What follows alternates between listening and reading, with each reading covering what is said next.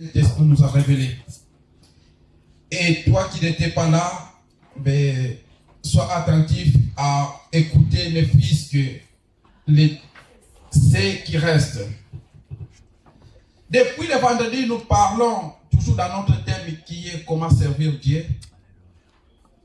Et on a soulevé 3 points où on est en train de parler.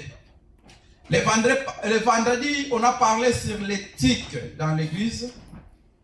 Et hier, on a parlé sur les valeurs de l'église. Dans l'église de Dieu, on a vu qu'il y a des valeurs que le peuple de Dieu doit mettre en pratique. On a cité tant de valeurs, en commençant par l'amour, qui était notre première valeur qu'on a parlé. Après l'amour, on est descendu par l'unité, que dans l'église, nous devons vivre ensemble. On devrait être unis.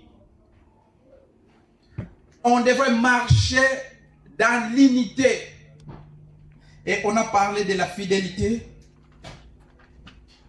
On a parlé des respects. On a parlé de la sainteté.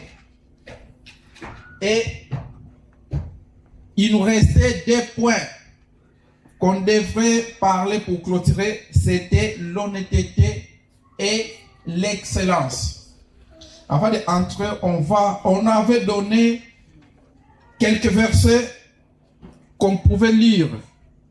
Mais vu le temps, on va aller plus vite. On va prendre juste sur l'excellence.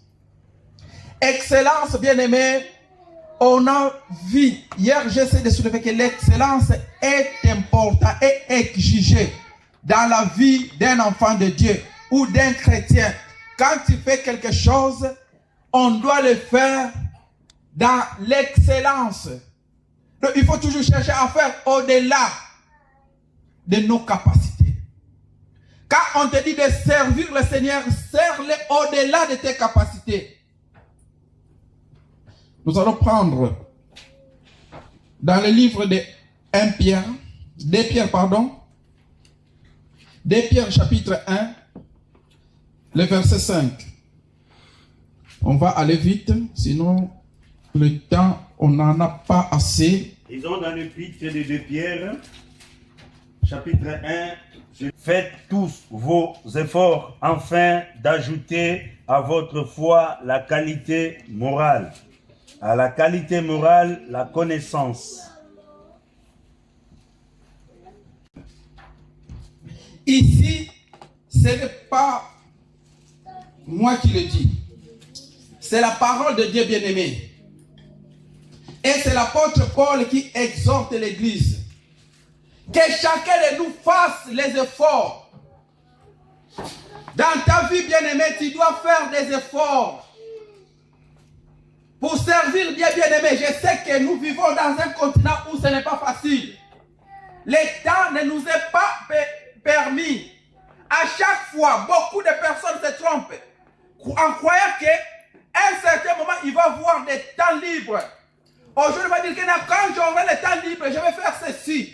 Mais bien-aimé, si on regarde le parcours de nos vies, vous allez vous rendre compte que beaucoup regrettent aujourd'hui de ne pas le faire même avant. En croyant que non, maintenant je vais laisser passer ce temps, le temps qui viendra où je serai libre. J'aurai l'occasion de faire ceci. Mais quand le moment viendra, vous allez vous sentir que vous n'êtes pas toujours libre. Le temps libre n'existe pas dans ce pays où nous vivons, dans ce continent où nous vivons. Nous sommes toujours attachés à quelque chose. C'est pour cela, dans l'œuvre de Dieu, c'est la même chose. Bien-aimé, si tu te dis que moi peut-être demain, peut-être après-demain, il y aura autre chose qui va t'empêcher aussi. C'est pour cela qu'il faut faire des efforts, ajouter à nous, dans le peu de capacités qu'on a, ajouter des qualités qui nous manquent. C'est très important. C'est ça qui est la volonté de Dieu. Il faut toujours chercher à travailler au-delà de nos moyens, au-delà de ce qui est nécessaire. Même dans nos vies, bien-aimés, je vais vous dire un truc. Dans ce pays où nous vivons, on dit souvent qu'il y a du racisme. C'est vrai. Il y a du racisme, même dans le travail où nous travaillons. Mais les seuls moyens de dominer cela, les seuls moyens de contredire les pensées de celui qui te voit dans des positions négatives, c'est de faire au-delà. Quand il voit que ce que tu fais, ou lui ce qu'il fait, il est moins capable que toi, ou toi tu es plus capable que lui, bien aimé, automatiquement il va te respecter. Automatiquement tu auras du respect. Mais si tu fais quelque chose, tu vois que non, on te prend dans une façon négative, et que toi aussi tu te laisses emporter dans la négativité, on te domine, bien aimé. Et c'est comme ça tu vois que dans ces pays où nous vivons, beaucoup souffrent. Il y en a d'autres, bien aimés, même ici où nous sommes. Les matins, quand on se lève pour aller au travail, ils ne sont pas contents. Ils savent que maintenant, la journée est pourrie. Je vais aller entendre encore d'autres choses. Je vais aller entendre encore que des négativités. Pourquoi? Parce que tu te mets dans la position d'infériorité, bien aimé. Et ce que je vous dis, moi, ce n'est pas un chrétien qui me l'a conseillé. Quand je suis arrivé en France, j'étais encore en Ariège. Quand je faisais mes études, je faisais en alternance. Et les patrons que j'avais, quand j'ai commencé l'apprentissage, au bout de 2 mois, il m'a dit, Afonso, tu sais, en Ariège, il y a beaucoup de racisme. Et je te dis que le premier raciste, c'est ma femme. Aussi longtemps, j'ai mangé chez lui. Les jours, j'ai dormi chez lui. Et sa femme venait même des fois chez moi me laver des habits. Mais j'arrive chez lui, il me dit que le premier raciste croyait que c'est ma femme. Je me suis mis, mais c'est quoi? Ça m'a fait peur au départ. Il me dit, mais le seul moyen de changer les regards de tout le monde, il faut faire en sorte que les gens voient que tu es le meilleur. Si les gens sentent que tu es le meilleur, bien-aimé, tu verras que partout où tu vas passer. Et c'est la vérité. Quand j'ai commencé, quand j'étais là, je faisais du dépannage de chaudières chez les particuliers. Et chaque fois que je partais pour dépanner une chaudière, il fallait que son fils soit derrière moi. Pour me laisser entrer dans leur maison, pour me confier la clé de la maison, il faut que je sois accompagné par un blanc. Mais au bout d'1 an, les regards avaient changé.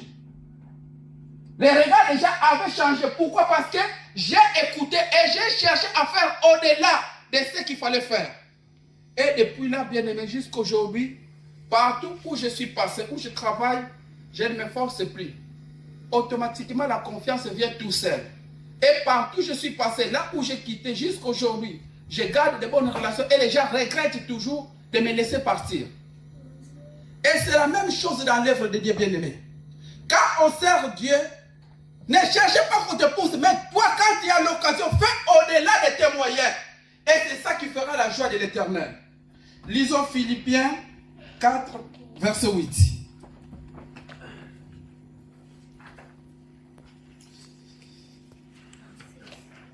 Frères et sœurs, portez vos pensées sur tout ce qui est vrai, tout ce qui est honorable, tout ce qui est juste, tout ce qui est pur, tout ce qui est digne d'être aimé, tout ce qui est mérité l'approbation, ce qui est synonyme de qualité morale et ce qui est digne de louange.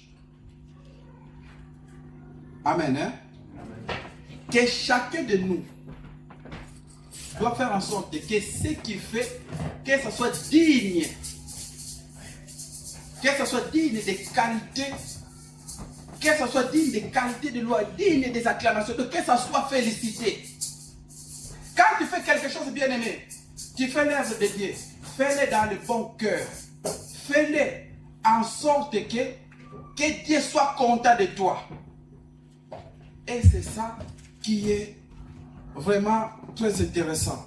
Sinon, si on veut lire, comme j'avais dit hier, j'ai donné Daniel 5, 12. Si quelqu'un peut le lire rapidement, il y a Ecclésiaste 7, 12, Hébreux 8, 6, Colossiens 3, 23. Si quelqu'un peut nous lire juste Daniel 5, 12.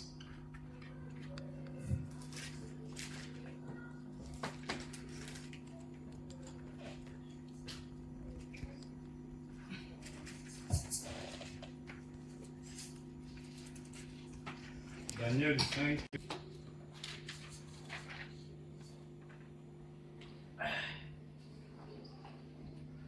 En effet, on a trouvé chez lui, chez Daniel appelé Belteshazzar par le roi, un esprit supérieur Un esprit supérieur de la connaissance et de l'intelligence, de la connaissance et de l'intelligence, les facultés d'interpréter les rêves, d'expliquer les énigmes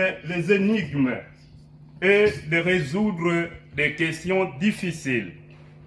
Que Daniel soit donc convoqué et il y révélera l'explication. Amen. Amen. Hein? Qui interprétait des rêves, qui était aussi sage. Mais la Bible dit, ils ont constaté à Daniel un esprit, une intelligence supérieure que tout le monde. Il avait une capacité extraordinaire d'interpréter des rêves. Daniel, qui était étranger. Daniel, qui n'était pas considéré devant le roi. Mais ces jours-là, bien-aimés, ils ont trouvé en lui quelque chose qui lui apportait du respect. Une capacité d'intelligence extraordinaire qui a fait que tout le monde a porté ses regards sur Daniel. Bien-aimés, nous sommes en église. Des fois, nous nous lamentons que moi, on ne me regarde pas, on ne fait pas ceci. Mais bien-aimés, des fois, au lieu de pointer, de trouver le mal, que les gens ne font pas ceci, posons-nous la question nous-mêmes. C'est nous-mêmes les coupables. Qu'est-ce que nous faisons? Et devant l'œuvre de Dieu, comment nous travaillons, comment nous exerçons l'œuvre de Dieu? L'œuvre de Dieu, c'est une responsabilité de chacun de nous. Ce n'est pas seulement une responsabilité des pasteurs ou de quelques individus, mais l'œuvre de Dieu, c'est une obligation ou c'est un devoir de chaque personne ici présente. Nous sommes tous dans le devoir de servir Dieu, chacun selon ses capacités. Et les capacités que tu as, quand on te laisse faire quelque chose, fais-les de bon cœur, fais-les au-delà de tes moyens. Et c'est ça qui fera la joie de l'Éternel. Et c'est ça qui fera la joie de ceux qui sont autour de toi. Bien-aimé, si aujourd'hui, chaque fois nous venons ici, on dit, ah, l'église est sale, l'église est sale. Mais on vient subitement, sans le savoir. On vient, ah, maman Line est passée devant, il a tout balayé. Tout le monde qui va entrer, ah, que Dieu le bénisse. L'autre va, ah, en tout cas, que Dieu le bénisse. Ça porte quoi? Ça porte une bénédiction dans la vie de quelqu'un. Parce que les gens sont contents. Et Dieu est aussi content. Parce que tu as fait quelque chose de bon. Mais si nous regardons seulement, que moi je suis là comme spectateur, à regarder les autres, c'est bien aimé. Continue à regarder. Mais sache-le que oui, tu verras aussi les autres avancer. Ils étaient au premier escalier, deuxième, troisième. Et il y en a ceux qui arriveront au 10e. Et toi, tu es toujours au rez-de-chaussée. Quand tu commenceras à regarder les autres en haut, ça créera la jalousie. Tu commences maintenant à minimiser les autres, comme s'ils sont rien, comme s'ils ne font rien. Mais or, c'est toi qui ne fais rien, parce que tu ne veux pas faire d'efforts, tu ne veux pas bouger.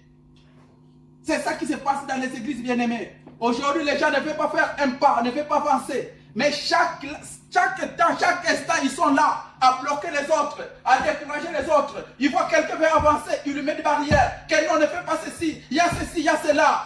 Mais bien-aimés, c'est quoi la mission que Dieu t'a donnée? C'est quoi le travail que Dieu t'a envoyé? Que chaque enfant de Dieu prenne conscience. Que chaque enfant de Dieu prenne conscience. Pour le reste, merci pour ceux qui étaient là, que Dieu vous bénisse. Et nous allons entrer pour le message que nous avons préparé pour aujourd'hui. Comme j'avais dit, qu'on parlera sur 3 points. On a parlé pour l'éthique dans l'église. On a parlé sur les valeurs de l'église. Et on va parler maintenant sur la souffrance de Christ. Maintenant, nous allons parler sur la souffrance de Christ. Bien-aimés, nous allons prendre nos Bibles. Ouvrons dans le livre de Romains.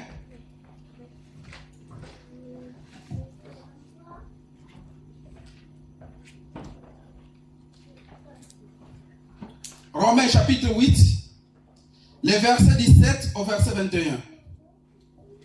C'est là où on va commencer, c'est là où on va vraiment changer notre message.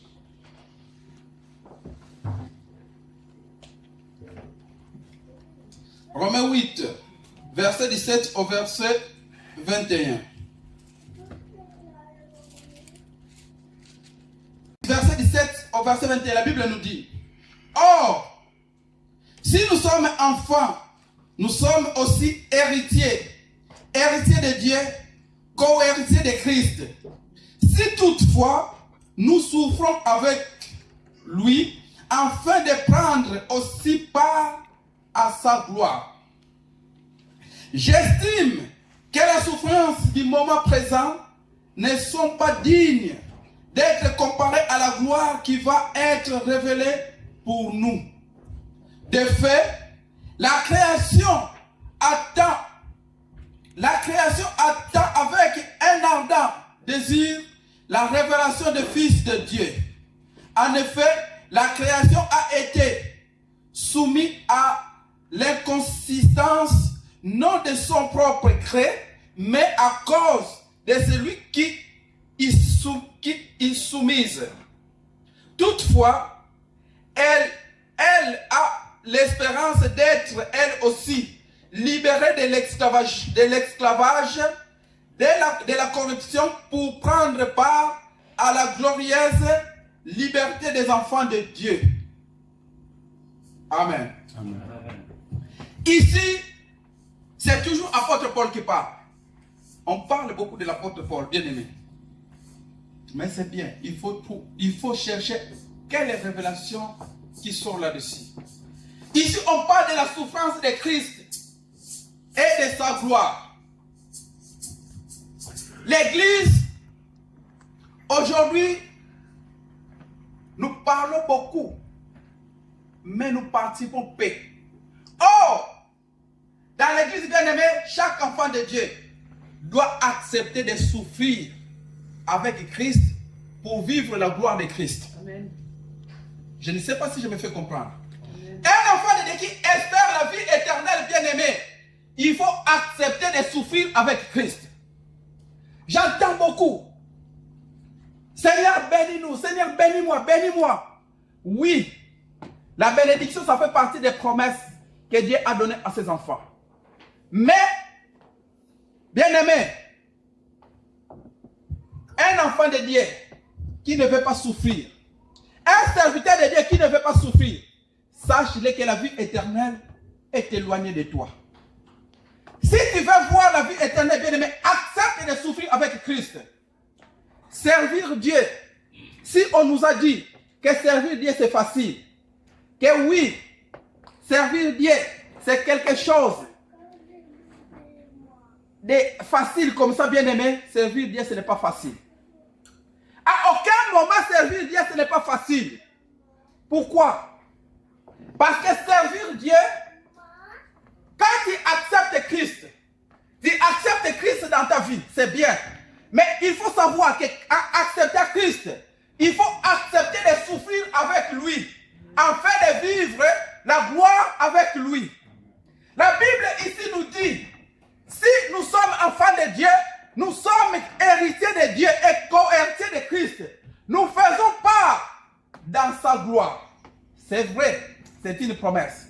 Mais pour vivre cet héritage bien-aimé, il a bien dit, si toutefois nous souffrons avec lui, c'est lui qui veut vivre la gloire de Dieu, c'est celui qui accepte de souffrir avec lui. Si tu ne veux pas souffrir avec Dieu bien-aimé, tu ne vivras jamais la gloire de Dieu. Amen. Hein? C'est lui qui ne veut pas part dans la souffrance de Christ. La vie éternelle ne le vivra pas.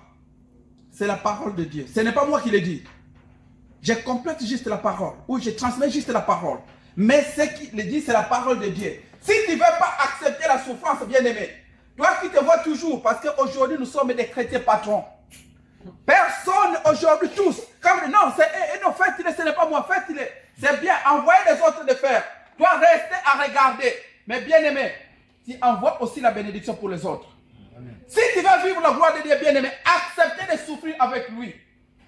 Ici, Paul dit, si nous sommes enfants de Dieu, nous sommes aussi héritiers de Dieu et co-héritiers de Christ. Mais il y a une parole qui suit.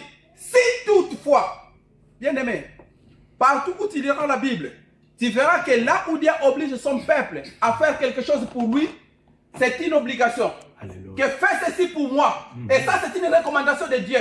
Mais à ce qui concerne la vie éternelle, à ce qui concerne que la part des gains de l'homme, c'est toujours dans le conditionnel. Tu verras si. Alors, partout, tu verras toujours, il y a un si devant. Donc, il laisse l'opportunité. Tu as accepté, tu es chrétien. On est à l'église tous des chrétiens. Bien aimé, on est nombreux. Mais ce n'est pas tous qui entreront dans le royaume des cieux. Il laisse la porte à chacun de nous. C'est lui qui se décide. Si tu acceptes que oui, moi maintenant aujourd'hui je prends l'engagement, je vais souffrir avec toi. Et tu vivras la gloire de Dieu. Amen. Mais si toi tu te mets à côté à regarder les autres bien-aimés, tu ne les verras pas. Si toutefois, et si nous allons dans le livre de Matthieu, avant de revenir dans cette exposé, allons dans le livre de Matthieu 16, 24. Nous allons comprendre que Dieu a promis des bénédictions. Dieu nous a fait ceci. C'est bien. Mais quand tu lis la parole de Dieu, bien-aimé, lis-le bien et cherche à comprendre la parole de Dieu. Beaucoup ne cherchent pas parce qu'il lit juste et il le transmet à sa façon. Mais la parole de Dieu cherche à le comprendre comme il est. Allons dans le livre de Matthieu.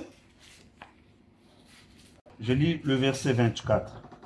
Alors Jésus dit à ses disciples, si quelqu'un veut être mon disciple, qu'il renonce à lui-même, qu'il se charge de sa croix et qu'il me suive. Amen. Amen. Vous le voyez comme je dis, c'est toujours dans le conditionnel. Jésus ne dit pas que vous tous venez mes disciples, mais si quelqu'un veut devenir mon disciple, c'est lui qui va suivre Jésus. Qu'il se renonce à lui-même et qu'il accepte de se charger de sa croix. Bien aimé, quand on voit la croix de Jésus, quand Jésus dit que c'est lui qui va me suivre, qui se charge de sa croix, automatiquement Jésus t'envoie à participer dans la souffrance. La croix, c'est la souffrance, bien aimé. Parce que c'est à la croix que Jésus a souffert. Jésus a porté cette croix, c'était dur. Là, on dit le Fils de l'homme a souffert sur le chemin de la croix. Et toi, Jésus t'appelle que si tu veux lui suivre, bien-aimé, apporte ta croix. Apporte ta croix et suis-le. Renonce à toi-même. Renonce à ce que tu sois. Peut-être que moi je suis patron. Moi je suis beau. Bien-aimé, c'est bien. Tu es beau, tu es belle. Garde ta beauté. Garde ta force, c'est bien. Mais sache-le devant Dieu. Il n'y a pas meilleur que celui qui fait la volonté du Père. Amen. Celui qui est meilleur devant Dieu, c'est celui qui fait la volonté du Père. Si tu veux être beau, tu veux être belle devant Dieu, tu veux être un homme fort, une femme forte, accepte de faire la volonté de Dieu. Accepte de porter ta croix et suis Jésus. Et on ne peut pas suivre Jésus que moi je marche, je laisse la croix à côté. Que non, la souffrance, je les regarde là-bas. C'est réservé pour d'autres personnes. Et que moi je marche à ma façon. Bien-aimé, le chemin de Dieu, il y a des valeurs, il y a des lignes à suivre. Quand tu veux marcher dans le chemin de Dieu, on ne marche pas comme je veux. Aujourd'hui, c'est ça que veut faire croire le monde. Que non, moi je sers Dieu, mais je vais marcher comme moi je veux. Mais bien aimé, ce n'est pas possible. Si tu veux suivre Jésus, marche comme Jésus il veut. C'est lui qui veut suivre Jésus, qui marche comme Jésus il veut. Et ici, Jésus nous dit, si tu veux me suivre, c'est lui qui accepte, qui veut me suivre. Alléluia. Il n'oblige pas que comme vous êtes là tous, suivez-moi. Non, nous faisons tous partie. L'église, le mot des Oliviers. Mais bien aimé, chacun a sa mission. On le voit. Il y en a, on est là. Les yeux le voient. Les cœurs sont cachés. Mais les œuvres nous montrent. Il y en a ceux qui sont là. Depuis qu'ils sont là, tu vas voir que leur mission, ils n'ont pas cette volonté que l'église avance. De détruire, de freiner. Ah, l'église avance. Lui, il met des barrières. Que non, que l'église n'avance pas. L'autre, il a cette volonté que l'église avance. Mais l'autre met des barrières. C'est bien. C'est un combat. On est là. Jésus a dit, laisse tout pousser ensemble.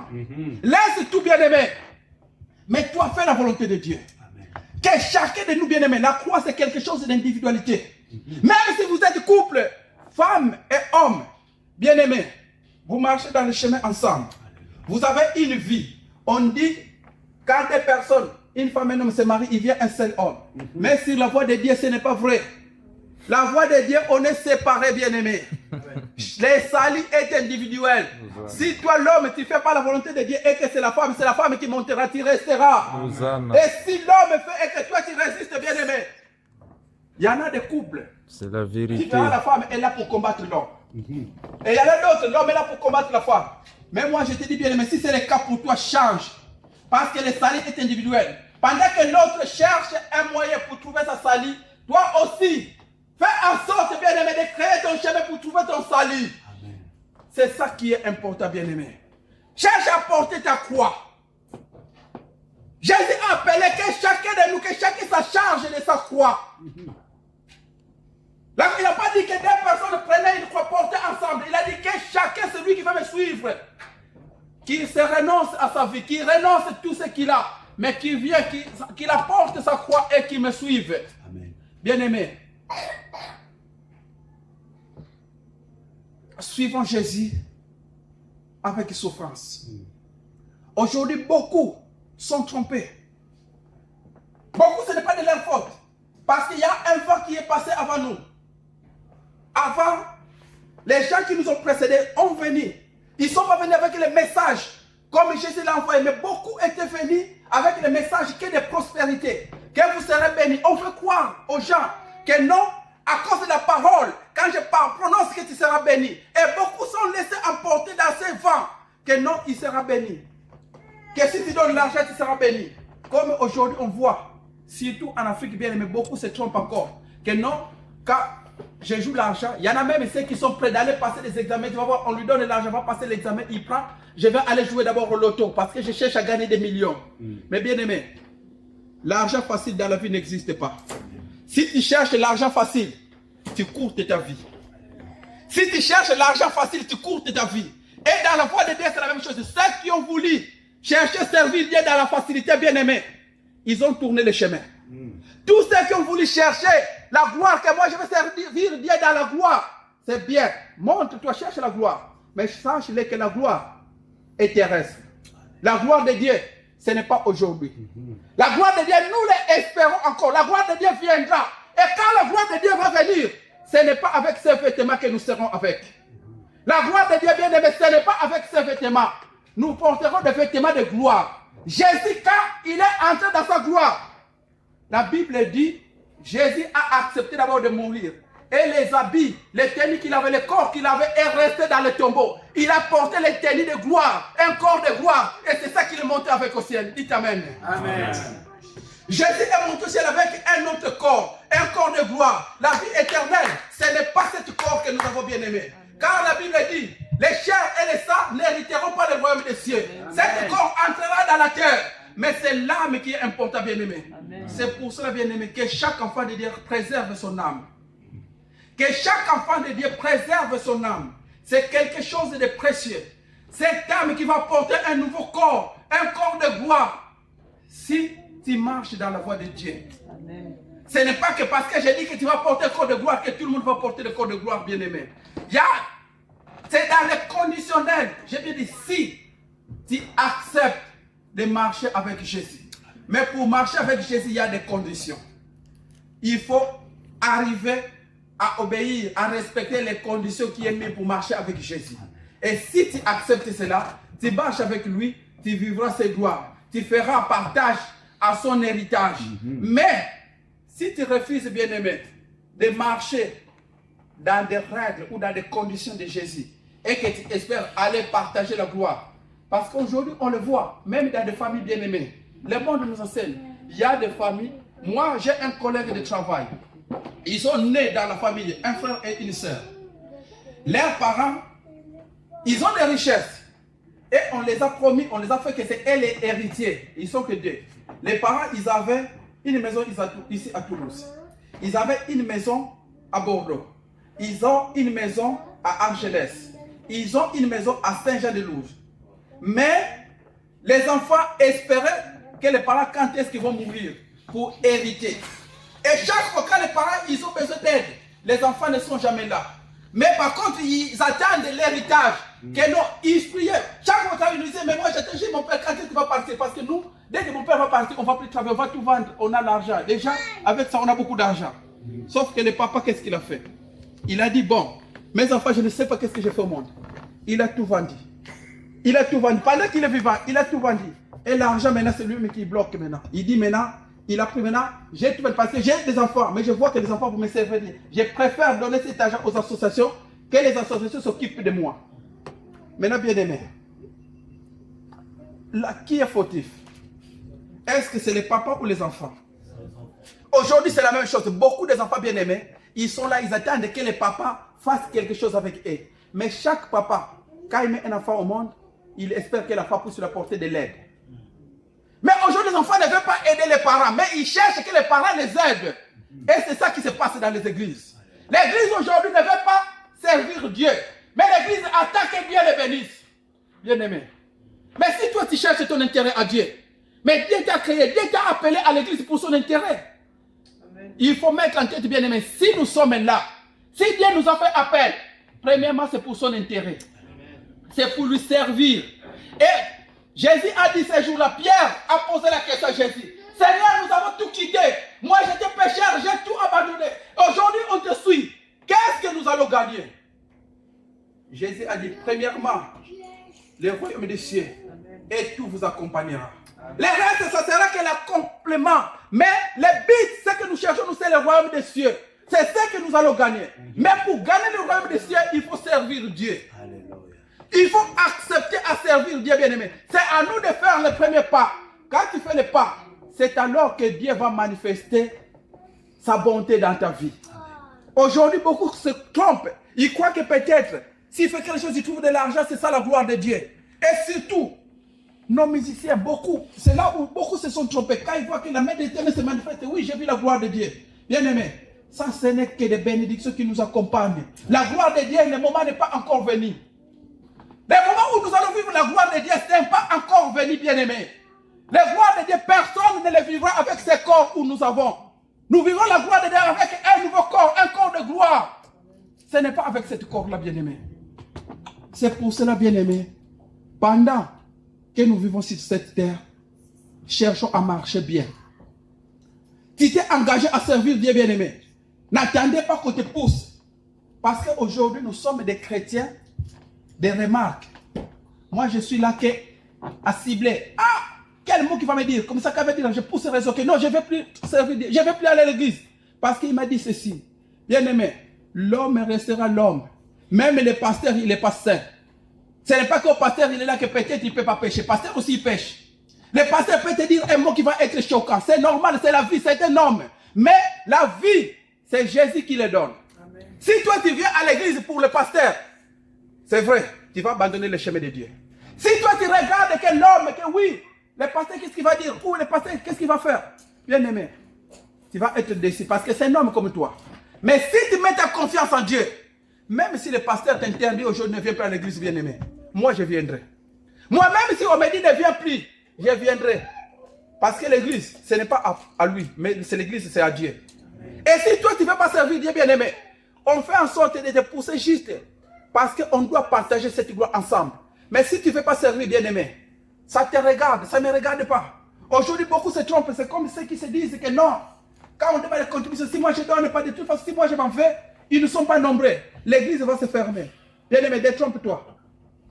Nous demandons oui, parce que nous faisons partie. Mais tu peux partir, l'église ne va pas se fermer. Dieu fera en sorte, et l'église de Dieu, Dieu fera toujours grâce. Il y aura un moyen qui va s'ouvrir pour que l'église puisse avancer. C'est ça la réalité, bien-aimé. Ne fais pas fier que peut-être, oh, c'est moi, c'est moi. Celui qui va frapper les poitrines ici, ce n'est que Jésus. Ce n'est que Jésus. Personne n'est irremplaçable. Tout le monde est irremplaçable dans ce monde, bien-aimé. Mais c'est le seul Jésus. C'est pour cela, bien-aimé, quand tu sers Dieu, sers-le de bon cœur. Accepte d'entrer dans la souffrance de Jésus. Accepte de souffrir avec Jésus pour vivre sa gloire, bien-aimé. Mais si tu veux vivre la gloire de Dieu et que tu ne veux pas entrer dans la souffrance, bien-aimé, c'est dur. C'est dur. Dans le verset 19-21, la Bible dit, même la nature, même la terre, bien-aimée, Même la terre cherche la délivrance. La nature, cette monde où nous vivons, cherche aussi la délivrance. Parce que tellement qu'on lui a fait tant de mal, on lui oblige à faire tant de mal. Il attend les derniers jours. Lui aussi, il attend. Il a besoin aussi d'être sauvé, d'être libéré. Que tout ce mal qu'on fait, que cela sorte. Les jours où le monde a décidé d'envoyer Jésus dans la terre n'a pas supporté. La terre a senti une puissance. Il a dit non, je ne peux pas le supporter. Il a renvoyé. Et ça sera la même chose, bien-aimés, pour ceux qui sont en Jésus. La terre va refuser. Aujourd'hui, la terre souffre à cause de nous, à cause du mal des hommes. Nous obligeons la terre à supporter ce qui ne peut pas supporter. Beaucoup aujourd'hui, l'église, ils sont partout. Mais on ne voit pas les changements. Quand je compte dans les pays africains, bien-aimés, en 2018, j'étais en Angola. Je compte dans les quartiers où j'étais, je compte dans chaque rue, minimum dans chaque rue, minimum, je dis dans chaque avenue, 3 églises. Minimum, 3 églises. Dans chaque avenue, tu vas entrer, il y a des églises. Mais je me suis posé des questions. Avec tant d'églises comme ça, et quand tu vois les gens, comment ils se remplissent dans les églises, je me suis dit la question, si vraiment on priait sincèrement, si vraiment les gens qui sont là-dedans invoquaient vraiment Dieu, est-ce que vraiment Dieu est sourd pour répondre? Si vraiment réellement les gens priaient vraiment en vérité, est-ce que Dieu est sourd pour répondre à toute cette souffrance? Mais pourquoi? Parce que nous partons beaucoup à l'église. Nous partons beaucoup. Mais il n'y a que paix qui marche dans la voie de Dieu. Il n'y a que paix qui accepte d'apporter la souffrance de Jésus. On vient tous à l'église, on est nombreux. Mais si on compte le nombre de ceux qui acceptent de souffrir avec Jésus, il n'y en a pas beaucoup. Mais ce matin, bien-aimé, accepte d'être ceux qui vont accepter de marcher avec Jésus. Amen. Arrêtez d'écouter par-ci, par-là, bien-aimé. Parce qu'aujourd'hui, on vit dans une confusion. Le monde, on se confie trop. Surtout aux gens qui prophétisent. Les prophètes, les machins. Les prophètes d'aujourd'hui fait perdre la foi à beaucoup de personnes. Beaucoup de gens sont devenus incrédules à cause des prophètes d'aujourd'hui. Je ne suis pas contre les prophètes, mais à cause des prophètes d'aujourd'hui. Mais bien aimé, quelque part, ce n'est pas seulement les prophètes. Les victimes, des fois, c'est nous-mêmes aussi. Des fois, les victimes, c'est nous-mêmes aussi. Parce que les prophètes d'avant, ils prophétisaient ce qui va venir. Ce que Dieu annonce pour son peuple. Mais les prophètes d'aujourd'hui, ils voient que la sorcellerie. Ils voient que la prospérité. Ils sont là, les prophètes d'aujourd'hui, ils ne voient pas que Dieu a dit ceci. Que Dieu va faire ceci. Non. Si on te dit ici qu'il n'y a plus de prophétie de Dieu, tu vas entendre que moi Dieu j'ai descendu, moi Dieu j'ai descendu. Dieu a descendu, bien aimé. Là on n'a pas prophétisé, est-ce que Dieu n'est pas là? Là on n'a pas prophétisé ici, est-ce que Dieu n'est pas là? Il y a des choses, il faut réfléchir, bien aimé. Dieu, la Bible dit, là où 2 ou 3 sont réunis à son nom, il est au milieu. Amen. Et là où nous on est réunis là, est-ce que Dieu n'est pas là? Il faut entendre d'abord que quelqu'un vienne crier que Dieu est descendu, Dieu est descendu. Il y a des choses bien aimées. On rit, mais il faut vraiment regarder. Des fois, c'est triste. Tu peux rien que ton mari, juste parce que ton enfant a réussi la guérison. Mais tu crois que c'est lui. C'est Dieu qui guérit, bien aimé. Ce n'est pas l'homme. C'est Dieu qui guérit. Les prophètes d'abord, bien aimé, ils prophétisaient ce qui va venir. Ce que Dieu prépare pour son peuple. Ils examinaient même les paroles. Quand Dieu dit que non, aujourd'hui, moi, dans les jours à venir, je vais bénir Frère Pérez, il va devenir un grand serviteur. Et les gens, les prophètes, ils vont entrer, vont chercher, Pérez va devenir serviteur. Comment ça va se passer? Qu'est-ce qui va arriver pour qu'il devienne serviteur? Et c'est comme ça étaient les prophètes d'avant. Ils faisaient des recherches, ils examinaient la parole. Aujourd'hui, les prophètes d'aujourd'hui examinent la sorcellerie. C'est triste, bien aimé. Oh, la sorcellerie, on peut prier, on peut le chasser. Il sera à côté de nous, bien aimés. Jésus était sur terre. La sorcière était là. Jésus est parti, la sorcière est restée. Et on est là, bien aimé. La sorcière sera toujours là. On va partir, la sorcière sera là. Jusqu'à la fin. Comme on dit que la gloire, on le vivra à la fin et la sorcellerie prendra fin à la fin, bien-aimé. Quand Dieu décidera maintenant, c'est la fin du monde. Je vais manifester ma gloire à mes enfants. C'est là où il séparera, bien-aimé. C'est là où sera la fin de la sorcellerie. Amen. Si tu cherches aujourd'hui, bien-aimé, à fuir la sorcellerie, bien-aimé, tu vas finir à chercher des églises, des églises, des églises, des églises. Tu vas connaître tous les prophètes du monde et tu ne trouveras pas la solution. Ouvrons la Bible, bien-aimé, parce que je ne vais pas dire pour dire. Ouvrons d'abord dans le livre de 1 Pierre. 1 Pierre 1, 10 à 12. Qui ont prophétisé touchant la grâce qui vous a été réservée ont fait de ce salut l'objet de leurs recherches De leur recherche. et de leurs investigations, voulant sonder l'époque et les circonstances marquées par l'Esprit de Christ qui était en eux et qui attestait d'avance les souffrances de Christ et la gloire dont elles seraient suivies. Amen. Amen. Je m'en parle. Oui, il y a une promesse, qu'il y a une grâce qui est promise pour le peuple de Dieu, qu'il y aura une grâce qui va venir. Un sauveur va descendre, va venir pour sauver ce peuple. Les prophètes étaient là en train de chercher. Oui, il y a une grâce qui est réservée pour ce peuple. Comment ça va se passer? Que oui, il va souffrir. Comment ça va se passer? Comment il va souffrir?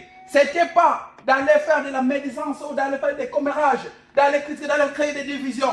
Aujourd'hui, c'est ça l'amour qui est dans l'église.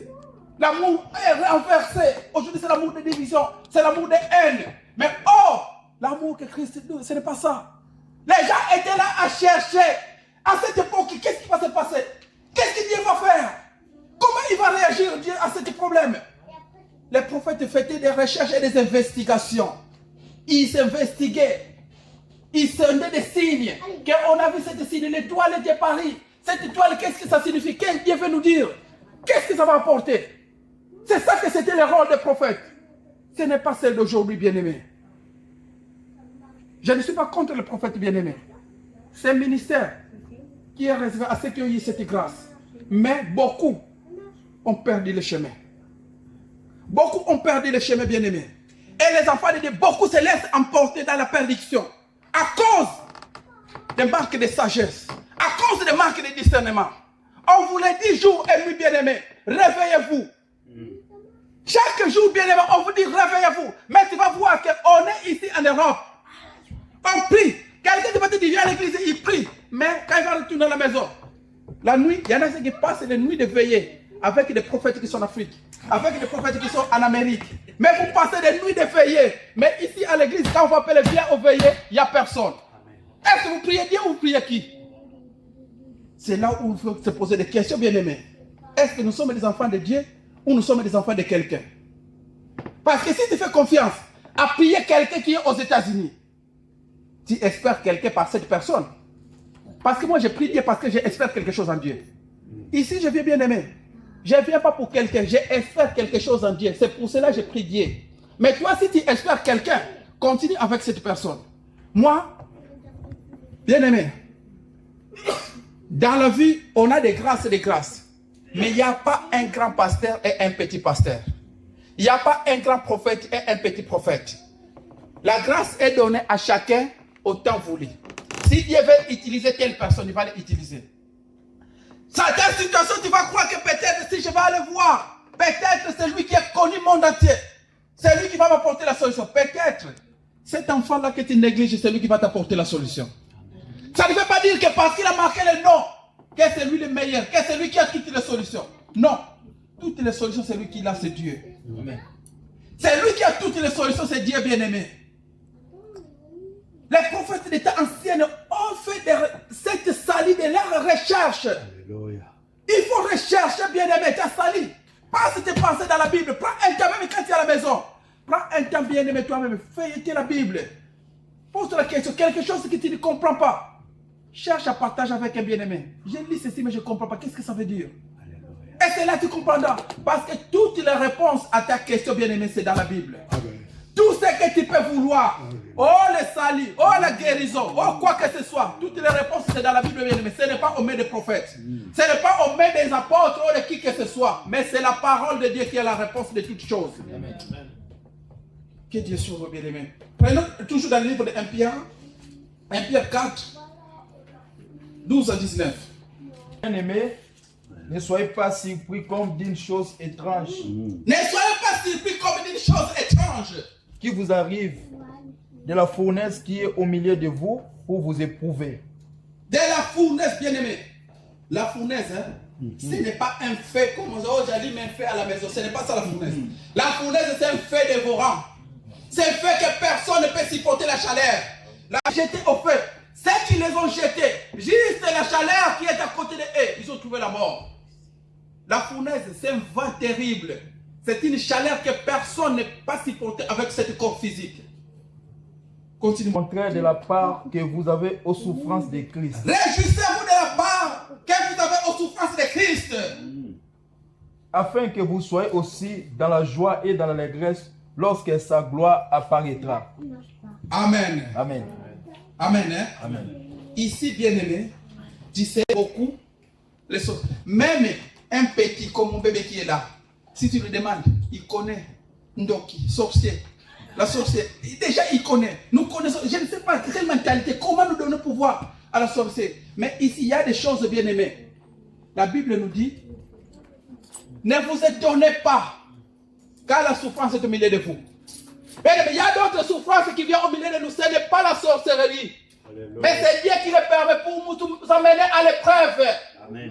Il y a la souffrance de multiplier. Pourquoi ceci? Pourquoi tant de souffrances? Pourquoi tant de circonstances? Pourquoi tant de malheurs? Tu crois que c'est les sorciers? Mais des fois, ce n'est pas bien-aimé. C'est Dieu qui fait cela. C'est pour t'amener à l'épreuve. C'est pour te faire grandir. Amen. C'est pour nous faire grandir, bien-aimé. Quand il y a une souffrance, bien-aimé, il faut se poser des questions. Il faut rentrer en Dieu. Il faut chercher toujours à retourner vers Dieu. Si c'est la sorcellerie, Dieu, c'est la Bible qui le dit. Si l'Éternel est pour nous, il dit que je combattrai vos ennemis. Si nous sommes des enfants de Dieu, donc le combat, ce n'est pas à nous, bien-aimés. Si toi, tu es sorcier, tu veux me combattre, viens, mais va combattre Dieu. Parce que ce n'est pas moi qui va défendre. Moi, je n'ai pas la force de lutter avec les sorciers. Mais c'est lui qui a la force de vaincre, c'est Dieu. Moi, je laisserai le combat à lui. J'invoquerai mon Dieu. Et c'est Dieu qui se mettra devant pour combattre pour moi. C'est pour cela, bien aimé, n'ayez pas peur des sorciers. Ne donnez pas tant de valeur aux sorciers. Quand tu es malade, ne paniquez pas. Des fois, ce n'est pas ce que nous croyons. Oh, malade, ce n'est pas des fois. Des fois, c'est une épreuve. C'est une épreuve, bien aimé. Tu sais, des fois, bien aimé, surtout dans la famille, quand on voit que maintenant, il y a succession de morts qui viennent dans des familles, nos pensées retournent toujours vers le mauvais esprit, vers la sorcellerie. Et ça, c'est une réalité des familles africaines. Quand on voit que ça commence, tout le monde panique, c'est la sorcellerie. Mais des fois, il y a des choses qui arrivent dans nos familles bien-aimées.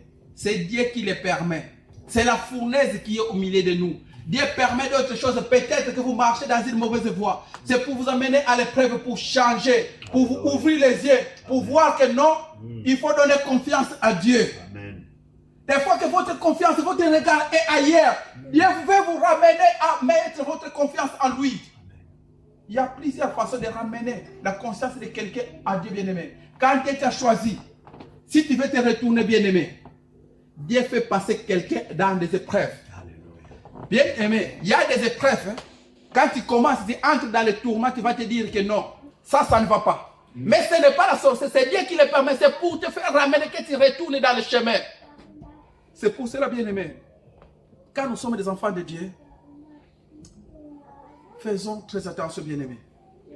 Dieu est Dieu.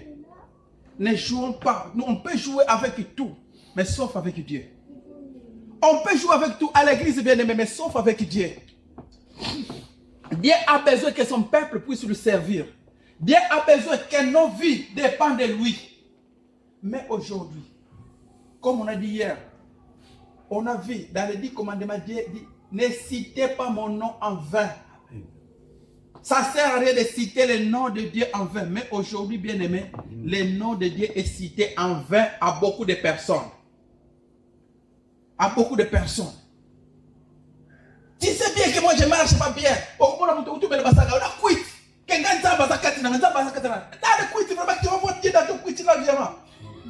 Mais ils sont là à combattre les autres. Mais bien aimé, sache-le, pendant que tu combats les autres, tu as un combat avec Dieu. Toi tu combats les autres, c'est bien, mais tu as un combat avec Dieu. Et si Dieu se met en combat avec toi, bien aimé, qui peut vaincre Dieu? Qui peut vaincre Dieu, bien aimé?